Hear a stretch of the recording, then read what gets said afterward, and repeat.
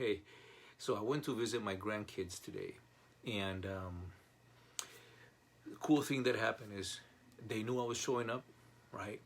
I got three grandkids, and the two older ones were hiding behind the steps as I walk in the door. They're over here hiding in an area where I can't see them, but I can hear them. And, I could hear them giggling. And so I immediately took my shoes off and I just started, "Where are those kids? I'm going to get them. I know they're here." And they start screaming and they start running and they take off up the stairs and I'm like stomping. Boom, boom, boom. "Whoa, I'm going to get you. Where are you? Come here." And they're just on the floor at the top of the steps laughing. I haven't even touched them. They're cracking up. They are just having a blast. And that's what I'm calling ambush by love. They had a plan and they knew I was coming. And so they made sure that I was playing. When I got at the top of the steps, they roll on the floor, and then my grandson pulls out his nunchucks and we start farting around him, playing and messing and just having a good old time together. And then of course, gotta tickle the snot out of them until they beg for you to stop. So I just tickled the crap out of them, and then I stopped and jumped on the other one, and she ran in her room, and I caught her, and I'm squeezing, and I'm biting her and tickling her, and just a blast. Then we could have a conversation.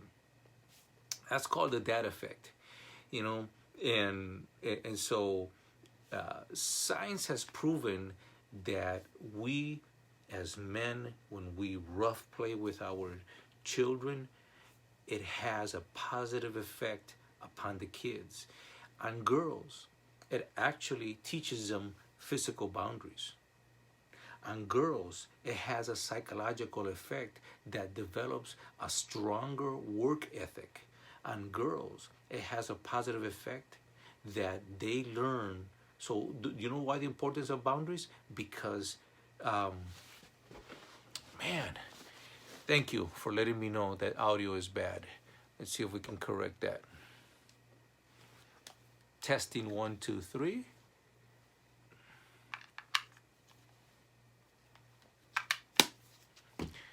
Can you hear me? Is the audio better?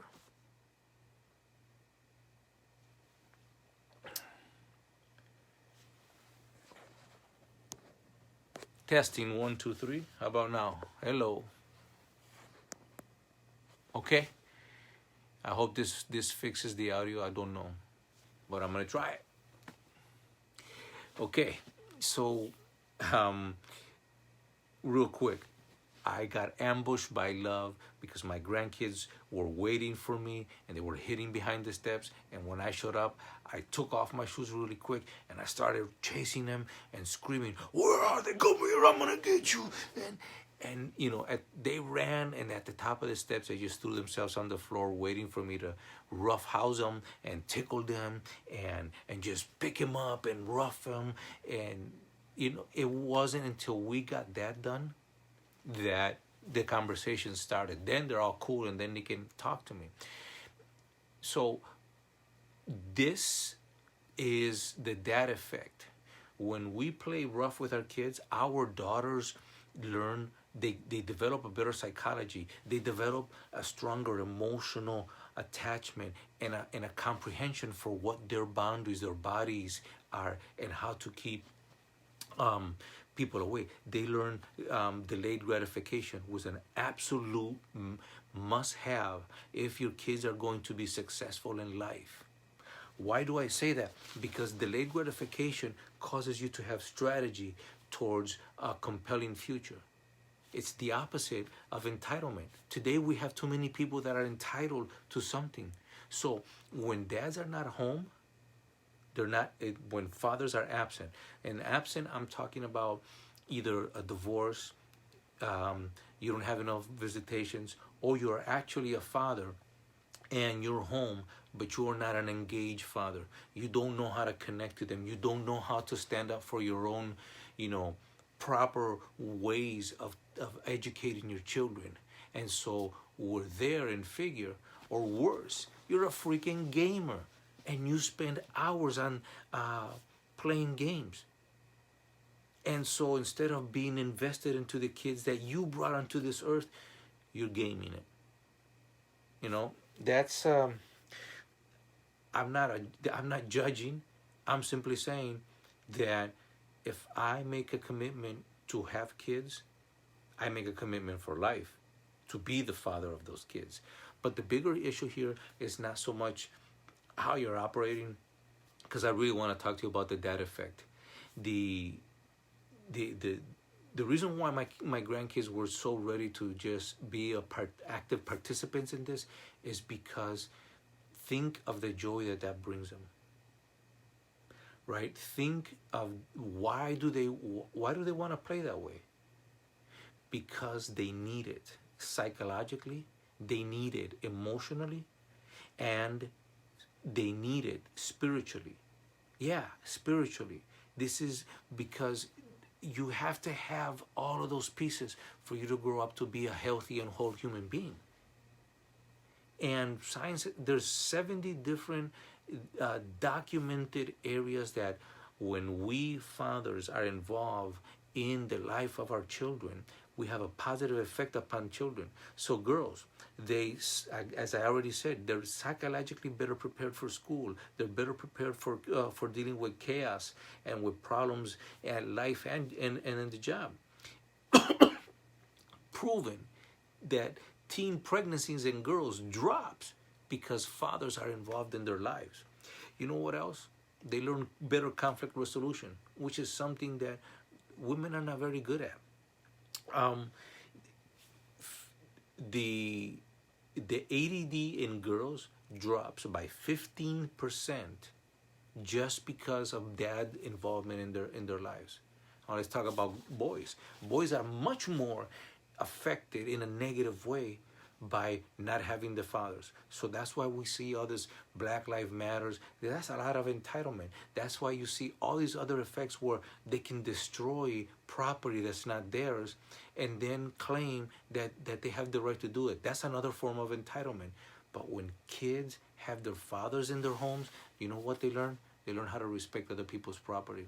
They learn delayed gratification. They learn conflict resolution. They learn how to have those conversations that are hard conversations to have in order to succeed at what they want without being invasive and destructive. Boys, by comparison, they learn empathy by roughhousing. Both of the sexes do, both of the genders. They learn delayed gratification, right? Suicide is significantly reduced in boys when fathers are involved. And here's a mess. Okay, I'm going to come back to the suicide issue in just a moment.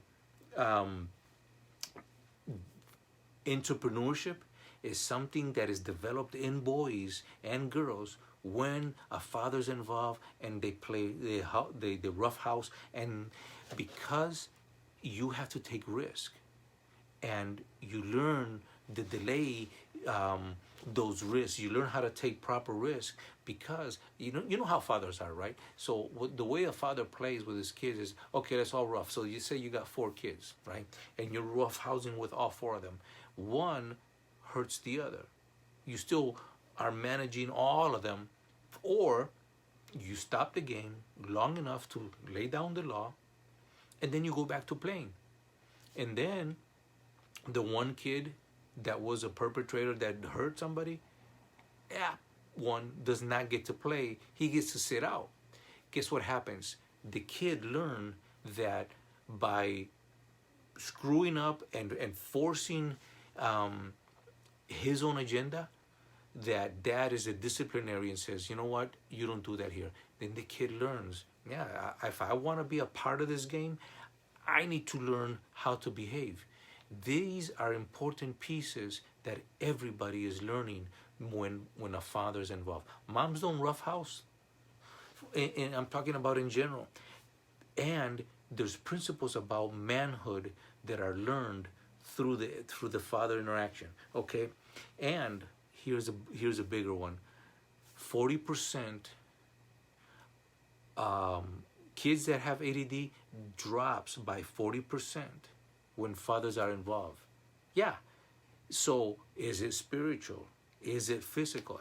100%. When fathers are present, we have such an incredible effect that kids no longer need ADD medication. They're not diagnosed with ADD because of the fact that we're present, because we're actively involved in the kid's life. A father is immensely important to the betterment and the proper raising of children. And I'm not saying that we're it. What I'm saying is that we need both of the parents involved. But I'm talking to fathers, and I'm talking about fathers, right? Because this weekend, Friday, Saturday, and Sunday, I'm gonna delve deeper into all of these pieces, and I'm inviting you to stay tuned, to be involved, and then you can get more information. I'll give you all the details. On Thursday, I will reveal to you where you can sign up. Okay, so here's the thing about suicide rate. From age 9 to from 0 to 9, both kids, both genders, actually have the same rate of suicide. From 9 to what is it? I think it's every 5 years, from 9 to 15, the kids, the boys rate doubles. From the next 5 years, the rate quadruples. By the time we get to 20 years of age, boys will attempt and commit suicide 5 times more than girls when a father is absent. That is the dad effect. Now, we have a great deal of 89 to 90% of the homes in America are fatherless, as defined earlier, okay? Now, here's the other part, that those are facts that are scientifically proven, and I'm going to cover more of that, but what I want you to know is it's nobody's, I don't want to say it's nobody's fault. I'm saying that it doesn't pay to try to point the finger at somebody. But here's something that you should know. Nobody can hear, 100%, nobody can hear what you are not saying as a father. What I am not saying as a father. If we don't speak our truth, if we don't stand up for our thing, then women can't hear it. Our children can't hear it either. Society cannot make the changes. Right now, there's all kinds of government support for women. In the whole nation, there's only one place that is government sponsored or help for domestic violence for men. Only one. Everything else is for women. So that tells you a story right there. So we men have to learn to work on our self-esteem. If you don't value yourself enough to speak your truth, then nobody can hear it. So let me tell you the difference in between self-esteem and self-confidence. Self-confidence is what I want everybody else to know about me. Self-esteem is what I say about myself and what I think about myself. So if I think I'm a failure as a father, then I'm going to behave in that way. If I think that my job is just to bring the bacon home, bring the bread, work, and I don't get to enjoy my children, even though that's what I want, then I sacrifice that because that's what I believe about myself, that's my lot in life. And guys, we need to start speaking about this. We need to start uniting and saying what's important. If I want to be home with my children, it's a beautiful thing. It's honorable. I'm a former soldier, so I take a great deal of pride in the oath that I took. And I would do it again, and I'd serve my country, and I would serve, I'm willing to take a bullet for those that I love.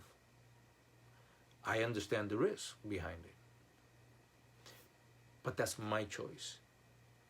And the problem is that why is it that I have to sacrifice for the sake of my children, for the sake of my wife? So my wife wants more stuff, and then I'm gonna go and work. My kids want more stuff, then I'm gonna go and work, right? And so in order to give them stuff, I have to be away from the loved ones. That doesn't help anybody. It just brings more money, more economic flow. You see, we have been lied to that we think that in order to have a good family structure, somebody has to pay a price. But the world has changed. Women are now able to work, want to work, and make more money than a husband. But a husband should not be shamed for him wanting to stay home with his kids. A husband should not have a problem, and the wife should not have a problem with a husband wanting to stay home. There's nothing wrong with it. What we need to do is we need to work together and have those conversations before we start having kids, not afterwards. So, but we as men need to learn to unite and talk to each other and spread the word. That's why I'm doing this 3-day challenge on Friday, Saturday, and Sunday, because I'm challenging you to want to speak your truth in a way that makes sense and in a way that you feel that your voice is heard and that you are affecting a positive impact on your children. Don't wait. Like yesterday I talked about leaving a legacy versus living in the legacy, right? Don't wait till your dying days in order, or your retirement, to go, oh, I want to make sure that my kids know that I was a good father. Make sure you're a good father now. So we have to work towards a common goal together as men. And what I've learned from the feminist movement, what I learned from the women's liberation, is that they politicized. First of all, they united and they spoke as one voice, and they affected all of society, so people started to pay attention. The facts didn't come out to be as true as they portrayed them. But that's a different story. Because they moved in that direction in the 70s, all you heard was talking about in politics, women's right, what they needed, what they didn't have. Today in hotels, you have a whole floor dedicated to women only. Today in every state, you have places specially dedicated to battered women, but yet 50%, literally 50% of domestic violence is done by women. So why isn't there the same amount of places for guys? And so my point is, the feminist movement did a good job at politicizing and creating a space for women to be heard. Now, we must do something similar so that we can have the same positive effect upon our children and not lose out on all those beautiful things. Our society would be a much different society if we didn't have 89%. 89%. Let me give you a little fudge number, 90%. Do you understand? 90% of homes in America have a fatherless home in which the father is either not actively engaged or he simply is not present. So who's the father then? The government, right? Life doesn't exist in a vacuum. Now, that being said, I'm gonna cut it off right here and say this: we need to learn how to brainwash ourselves away from all the pseudo facts or facts that have been laid out in a way that serves the agenda, a feminist agenda. A feminist agenda is not the same as a feminine agenda.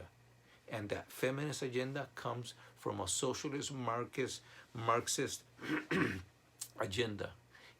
The Marxism says that the original traditional family home was a chauvinist, and it was patriarchal, and it was a way to subjugate women. So it made the very family unit something evil. Now, Marx was a Jewish guy that didn't want to work for his own bread, and he had a wife and kids, and he lived in a communal home that was paid by a rich guy that they went to school together, because he was a failure as a writer, and nobody wanted his books. He got arrested, and while his wife was pregnant, he went and had sex with somebody else and got her pregnant. That's the kind of guy that wrote the Marxist philosophy that so many people follow today. They don't do the research on who they're following. Okay, so that's why we have to brainwash ourselves. And you know what? We need to eliminate this idea that in order for you to be a hero, you have to die. In order for you to be honored, that you have to sacrifice your time away from your children. Look, I'm all for women liberation. I'm all for gender equality. But if women want to go to work, then somebody's got to stay home with the kids. So let's work together. When it comes to divorce cases, look, it's 50%. It cannot be all towards one of them. Anyways, I got a lot more to say about this, and I could talk about this for hours and hours and hours. But really, I'm asking you, and I'm challenging you to. I'm asking you to be a part of a movement. If you haven't noticed, try this. Go to Walmart, go to Target, and go to Woodman's. If you live here in Wisconsin, go to Woodman's, and you're gonna see that there is an aisle, a small section, a half of an aisle, dedicated to men products. Yeah. You know what that tells you? It tells you, let me tell you what it tells me. It tells me that we men are now being recognized as somebody worthwhile marketing towards. Okay? All the marketing has been for women. This is our season. Don't wait another year. Get involved now. It doesn't matter what your age is. Get involved now. Become smart about what you're doing. Open up your heart and learn to speak what's in your heart in such a way that you're heard by your wife, by your children, and that you're heard by the government, so that there is a positive change. And because it's already here. It's not going to happen 10 years from now. It's happening. When stores start dedicating a whole section, Target is like the best place. You walk in, it's got a nice little arch, and it's got men products on both sides, and it tells you men's section right there. So you see, the change is here. You have to decide whether you want to be a part of that change or not. With that being said, I hope you got something out of this that you didn't know before. And if you want more, then hit the like. Join me Friday, Saturday, and Sunday for in-depth coverage. Doesn't cost anything. I just want to share the research that I've done over 20 some years of asking questions, and I'll talk about the 3 questions that I always ask every man that gives me an opportunity to have a conversation with them. With that being said, I wish you a good night, and that's it. Talk to you soon.